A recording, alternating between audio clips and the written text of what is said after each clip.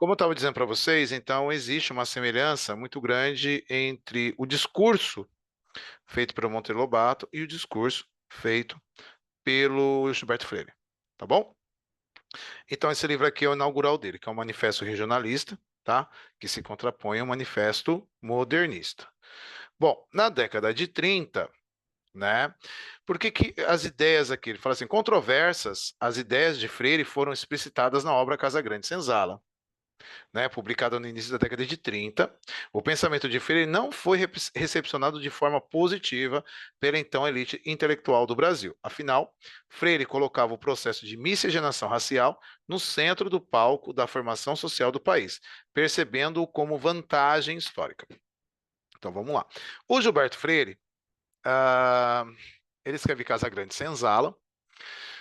O foco desse livro é falar sobre a relação que existia entre os donos das fazendas, né, os senhores, né, senhores de engenho, principalmente, ou grandes cafeicultores, com os seus respectivos escravos. Qual que é o grande problema? Na atualidade, a boa parte dos sociólogos, eles relevam ou renegam o Gilberto Freire.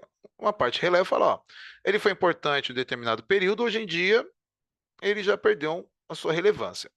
E alguns renegam, por quê? Na sociologia atual brasileira, a partir da década de 80, né, nós temos movimentos de negritude que vão ressaltar a luta dos escravos pela sobrevivência durante o período colonial. Isso está dentro de um parâmetro ali do final do regime militar e serve como exemplo de resistência, né, para o povo. Então, por exemplo, um grupo social que foi escravizado durante tantos séculos, eles devem resistir. E agora é o momento de nós mostrarmos essa resistência. Então, ele é pegado como um parâmetro. Então, a partir da década de 80, começam muitas críticas que são feitas ao Casa Grande Senzala. Por quê? No clima do livro, o Gilberto Freire ele romantiza a relação que existia entre os senhores e os escravos, como se fosse uma relação social que não teve nenhum conflito, como se o senhor e o escravo fossem coisas naturais dentro da sociedade, como se um completasse o outro e um não vivesse sem o outro, como se fossem papéis sociais desempenhados por dois grupos distintos, pré-estabelecido. Então ele cria a ideia de a palavra que a gente usa mais para criticar como se fosse um romance. Existe ali uma relação de abuso, né, que é a escravidão, mas esse é um abuso consentido, é um abuso normatizado, como se a escravidão fosse algo natural, assim como a classe dominante também fosse algo natural. E cada grupo social desempenha um papel, ok? Só que esse papel ele coloca de uma forma natural, ele naturaliza a escravidão. Por que que está a crítica? Nós sabemos que a escravidão é algo absurdo, é algo brutal. É como se alguém chegasse e falasse: ó, a gente só é o que nós somos hoje devido à escravidão que houve no Brasil. Se não tivesse havido a escravidão, nós seríamos um povo bem diferente. Então, a escravidão nos trouxe muito mais benefícios do que malefícios. Então, ele romantiza isso. Quando ele romantiza isso, para quem é realista, isso é uma patada. Como que ele vai naturalizar algo que foi tão brutal para a sociedade? Então, a fala dele se aproxima muito de uma fala de um preconceituoso em relação ao racismo. Porque ele fala assim: olha, ó, teve a escravidão, mas isso foi muito bom para o desenvolvimento do Brasil. Se os escravos não tivessem vindo, o Brasil não seria o que é hoje. Então você institucionaliza todo tipo de abuso que houve. Sim, ele fala sim, foi preciso. Não teve como evitar. Então, vamos tirar benefícios disso. E isso que acaba chocando. O Monteiro Lobato, como eu falei no começo, em algumas partes da sua obra, ele não fala desse jeito, mas ele dá exemplos. Quando a gente pega, por exemplo, Reinações de Narizinho, né? O livro do Pedrinho, agora esqueci o nome do livro do Pedrinho, ele coloca, por exemplo, numa fazenda, né? A dona da fazenda do sítio, né? Na verdade, o sítio é a avó dos meninos, que é uma senhora branca, né? Os meninos são brancos e os funcionários são todos negros na fazenda, no sítio. Então é como se ele não matizasse isso, né? E as lendas brasileiras, algumas são vistas de um ponto positivo e outras de ponto negativo, tá? Então, tanto Monteiro Lobato quanto o Gilberto Freire, eles acabam normatizando algo que é brutal. Então, aí cabe críticas à sua obra, certo? Esse é o aspecto negativo da obra. Agora vamos para o aspecto positivo. Tá? Nem tudo é ruim também na obra de Gilberto Freire. Eu já li o Casagrande Senzala. Na época da faculdade, a gente chamava ele carinhosamente de tijolo, porque ele é um livro grossão, ele tem mais de 500 páginas. Algumas partes dele é um pouco maçante, mas é uma literatura boa. Gilberto Freire escreve muito bem. Assim, nem parece um livro datado, parece um livro muito atual. E ele traz muitos detalhes da relação entre os senhores e os escravos. Tá? Detalhes assim a níveis bem íntimos, bem íntimos. Desculpa, minha esposa aqui se empolgou com Maria Gadu, tá? Aí o que acontece? Esses detalhes, vamos supor, ó, ele descreve que o abuso sexual, por exemplo, era algo totalmente normal pelos senhores dos escravos. Então, os senhores dos escravos iam lá e abusavam das suas escravas. Só que havia também um consentimento por parte dessas escravas. Então, muitas vezes as escravas procuravam seus senhores e deixavam-se ser abusadas, porque com isso elas traziam vantagens para elas dentro daquele grupo social, né? Porque elas trabalhariam menos, ficariam em lugares menos cansativos, menos pejorativos, né? Só que era como se a escrava trocasse a relação sexual por uma posição de status dentro do grupo, ok? Mas mesmo dessa forma, a gente vê um nível de abuso, porque a escrava, se ela não tivesse opção, ela faria do mesmo jeito aquilo? É isso que a gente questiona. Então, a sociedade, ela cria, né, aquela mão invisível que acaba influenciando nas nossas decisões pessoais, que nos leva, nos força a tomar algumas situações fora daquilo que a gente acha que é o correto. E o Gilberto Freire acha que não, isso era uma escolha da escrava. Será que se a escrava falasse assim, não, eu não quero ter relação com o meu dono? O dono fala, beleza, tudo bem, eu respeito a sua individualidade e você pode fazer o que você quiser. Será que era desse jeito? É isso que a gente normatiza. Aí, por exemplo, os escravos que eram punidos com diversos tipos de violência física, né? Ele normatiza, porque o escravo era preguiçoso, ele não gostava de trabalhar, ele se negava a fazer as coisas da forma correta, muitas vezes ele quebrava as coisas propositalmente, visando diminuir as horas de trabalho. Aí você fica assim, mas poxa, será que isso não é um abuso da sociedade sobre o indivíduo?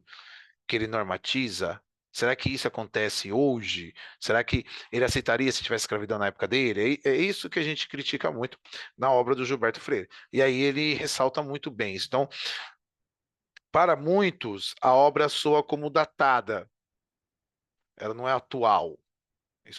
A escrita dele é maravilhosa, isso que eu quis dizer para vocês, tá? Mas o assunto em si não é atualizado. Para a década de 30, para 90 anos atrás, era perfeito esse tipo de discurso. Só que a partir da década de 70, 80, que nós tivemos ali o regime militar, que teve a violência, o controle social, essa obra ela perde a sua legitimidade, não, que era muito importante, mas ela perde a sua importância. Então, a partir da década de 80, ela foi caindo gradualmente aí em desuso. Bom, desculpa. Em Casa Grande Senzala, de Gilberto Freire, discutiu a relação supostamente harmoniosa entre senhores e escravos, bem como a miscigenação étnica como base dessa democracia racial, né? E aí, vamos lá pegar a democracia social. Nós sabemos que se a gente pegar um quadro econômico da sociedade brasileira, todos os afros, vamos lá, vamos pegar que 50% das pessoas que passam necessidades hoje em dia no Brasil são de afrodescendentes, tá? Falar direito a frase. Não vou generalizar. Então a gente sabe que boa parte, por exemplo, você vai na periferia, você vê uma quantidade de afrodescendentes ainda sendo castigados, vamos dizer assim, é, de- limitados socialmente, tá? E isso não existe democracia racial. Não existe. Não existe aqui, não existe país nenhum democracia racial. Se existe preconceito, não existe democracia social. Se a gente for ver a classe trabalhadora, a classe dos pobres, se você for lá no centro de reabilitação, se você for lá na Cracolândia, se você for lá debaixo das marquises, se você for debaixo das pontes, você vai ver que os grupos sociais, etnicamente, a maioria deles deve ser de pessoas afrodescendentes, tá? Então, quantos afrodescendentes a gente coloca de papel de destaque econômico no Brasil? Pouquíssimos, tá? Pouquíssimo. Você vai ter bastante ator, mas não é um papel mais cultural, não é um papel econômico, tá? Me diga o nome de um grande empresário brasileiro, dono de uma franquia, dono de empresa, que é uma pessoa branca. Todos são. Agora, fala os negros. Pouquíssimos, se tiver. Tá? Então não existe democracia racial. E o Gilberto Freire tenta legitimar isso. Então é aí que a gente cai de pau na teoria dele. Ó. As relações entre senhores brancos e as mulheres negras e indígenas, pacíficas na opinião de Freire, como disse para vocês antes, era a base desse processo de miscigenação. E diferenciavam-se quando comparadas as relações entre brancos e negros nos Estados Unidos. Por conta disso, para Freire, o fenômeno de segregação racional não havia atingido a sociedade brasileira, racial, desculpa, acho que eu escrevi errado aí, tal como acabaria ocorrendo na sociedade norte-americana. Então ele vai falar que existe preconceito no Brasil, mas o nosso preconceito é melhorzinho, é menos profundo, é bonzinho, é pacífico, é um preconceito pacífico, não existe preconceito pacífico. É nessas horas que o pessoal pega a obra do Freire e começa a destruir ela no sentido é, cultural, no sentido social, tá? Mas qual que é o grande ápice? Ela é uma obra que dá o pontapé inicial para discussões em relação à formação da sociedade brasileira. Então, ela tem um nível de importância também indiscutível. Para Freire, as relações entre Casa Grande, local de moradia dos senhores brancos, e a senzala, local em que ficavam os escravos, longe de escragarem a raça branca, havia permitido a evolução da sociedade brasileira. Como eu falei a vocês no começo, ele normatiza isso, ele diz que isso está sendo algo benéfico, que sem isso a sociedade brasileira não seria como era hoje, tá? E a gente tem que entender que muitos países não passaram por esse período e são países desenvolvidos ou até melhores que o Brasil. Praticamente toda a América Latina, onde houve escravidão, são países atrasados, tá? Os Estados Unidos, tá, é uma grande potência mundial, mas à custa de muito preconceito. Então, devido aos Estados Unidos ser a maior potência mundial, a gente vai legitimar a escravidão? A gente vai legitimar o preconceito? Claro que não. O que é ruim continua sendo ruim. Hoje, ontem, há 1000 anos atrás, tá? O mulato brasileiro, para Freire, não era um brasileiro impuro, tá? Mas antes um símbolo de uma vantagem no processo civilizatório brasileiro. A mistura e as formas sociais híbridas, estes eram os pontos fortes da sociedade brasileira. De forma contrária ao que se pensava até então. A mestiçagem era o que havia de melhor na formação social brasileira. Freire foi além. Tudo que era percebido como desvantajoso no processo histórico de formação social do Brasil, a colonização portuguesa, o clima tropical, por exemplo, tido como responsáveis por uma colonização de segunda categoria e pela formação de um povo indolente e preguiçoso, era, na verdade, vantagens. Então, acho que a gente já falou sobre isso no primeiro ano. O Freire, ele marca muito uma coisa que já ultrapassada, tá? Que seria o que nós chamamos de relativismo, né, geográfico, o determinismo geográfico. Ele determina que a geografia, né, criou o indivíduo brasileiro a forma como ele é. tá? E isso é um ponto positivo. E aí a gente pega esses problemas sociais, a gente critica esses problemas sociais, tá? A gente não relativiza, tá? Na sociologia nada pode ser relativado, tudo tem que ser concretizado, tem que ser demonstrado, tem que ser provado, tá? E analisar a sociedade vai te trazer ali a ideia de que a sociedade ela é muito cruel, ela é muito desigual, e não que ela foi bondosa, né? Ai, que coitadinho dos negros, mas se não fossem eles, a gente não seria o que é hoje. Não, você tem que ter uma ideia, senão você legitima o que é real, o que é ruim. É como se você legitimasse. Eu sei, meu, Kevin, eu desliguei porque minha internet está muito ruim. Se eu desligo, ela flui melhor, eu consigo ver vocês. Tá? Se eu ligo a minha internet, ela trava aqui para mim. Mas aí todo mundo vê, né, Daniel? Daniel fecha a câmera, ele fecha. Eu abro, ele abre, né, Daniel? Daniel. E aí é o seguinte. Ah, isso acaba criando o quê? Né? A ideia, por exemplo, se você pegar durante a ditadura militar, o regime militar, né? Você vai ver os conservadores falar, mas o regime militar foi muito bom, porque havia ordem, havia menos violência. Claro que havia ordem, havia menos violência, porque não havia liberdade.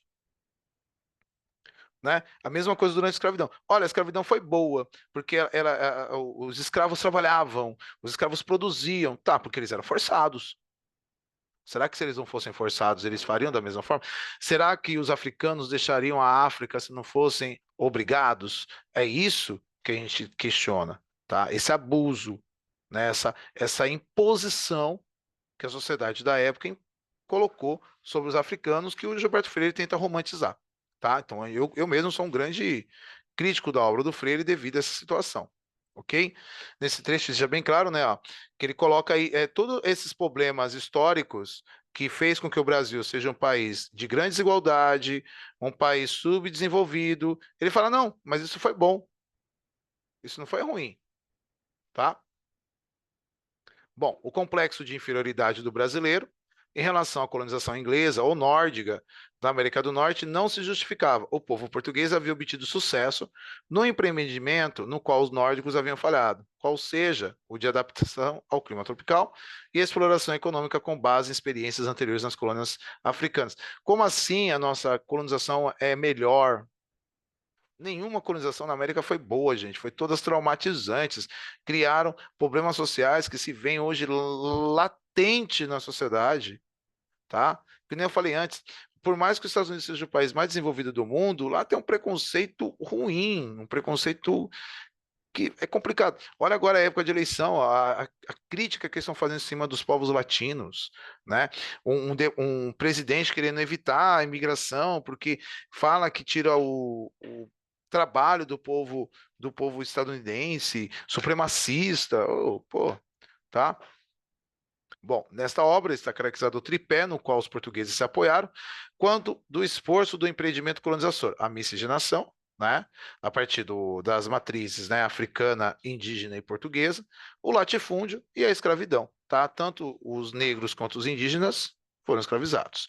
Além da miscigenação, explicava-se em função de os portugueses não rejeitarem relações próximas às mulheres indígenas e negras, já que estavam acostumados com os povos da África. O latifúndio, por sua vez, era a forma de exploração da terra mais adequada aos recursos e interesses dos portugueses. Finalmente, o uso da mão de obra era o único recurso dos colonizadores, já que Portugal não contava com excedente populacional que pudesse enviar para cá. Então, Portugal só usou a escravidão porque Portugal tinha uma população pequena. Se a população em Portugal fosse grande, eles não precisavam usar a escravidão. Quer dizer, tudo é culpa de Portugal, nada é culpa do Brasil. Gente, economia mercantilista, se estudarem sua história, a mão de obra é mão de obra escrava e pronto, acabou. Colônia de exploração. Portugal nunca teve interesse em melhorar as condições de vida durante o período colonial, tá? E aí vem um cara e fala, não, coitadinho, mas isso foi bom no final. Não foi. As críticas a Freire e a releitura de sua obra nos dias de hoje apontam por algumas incorrências ou lacunas. Ó. Nem os indígenas, tampouco os negros, faziam parte das comunidades homogêneas em termos de valores da cultura. A gente sabe que a cultura africana e a cultura indígena são relevadas. Tá? Se dá muito mais atenção à cultura portuguesa, de tradição portuguesa. A tão aclamada harmonia entre brancos, índios e negros não era regra e não poderia ser tratada dessa maneira. Na maioria das vezes, a relação entre os senhores brancos, as índias e as negras era pautada pela violência. Estupro. De qualquer forma, a obra de Freire tornou-se um marco na sociologia brasileira em função da coragem, da ousadia e da análise temática. Ok? O que nós ressaltamos nesse momento? O pioneirismo do Freire. É uma obra boa, maravilhosa, muito bem escrita. Só que as ideias deles estão ultrapassadas, tá? Todo mundo que estuda humanas é muito importante a gente analisar o período histórico onde aquela obra foi desenvolvida. Então, para a década de 30 do século XX, ela é uma obra dentro do que se espera. Uma analogia correta, um discurso aceitável. Para o século XXI, era totalmente ultrapassada. Então, a importância do Casagrande Senzala está muito mais no pioneirismo que ela vai criar do que no assunto na atualidade. Tá? Então, muito mais no pioneirismo do que na atualidade. A gente, hoje em dia, dá muito mais importância para a Casagrande Senzala do ponto de vista histórico do que do ponto de vista da sociologia. Então, em relação à história, é um livro nota 9 hoje em dia. Mas o historiador não vai levar em conta alguns aspectos que a sociologia leva. Em relação à sociologia, hoje em dia é um livro nota 3, nota 4 estourando, porque é muito bem escrito, mas nota 3, 4, porque as ideias dele estão ultrapassadas. E para que eu possa entender o melhor, eu tenho que me portar como um sociólogo de 100 anos atrás, com ideias ultrapassadas. Na época lá da supremacia ariana, na época do fascismo, na época do nazismo, na época da luta, além da guerra, depois da Revolução Russa, aí ele está certo do contexto. Hoje em dia esquece, ok? Bom,